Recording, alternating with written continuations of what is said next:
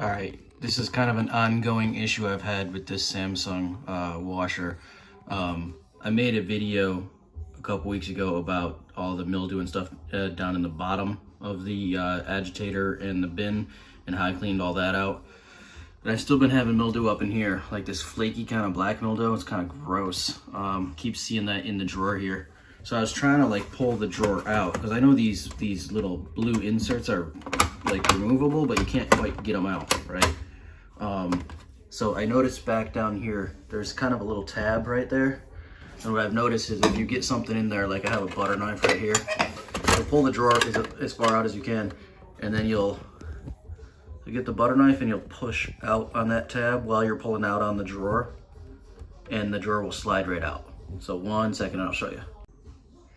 So there, I couldn't do that and still film it with both hands, but yeah, I just pushed out on that tab and then this whole thing just slides right out.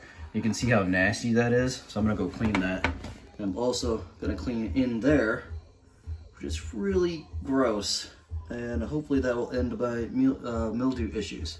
Hope this helped you out, guys. Take care. Oh, since we're talking about mildew issues too, I wanted to get this one out because there is some mildew down in there that I couldn't get to.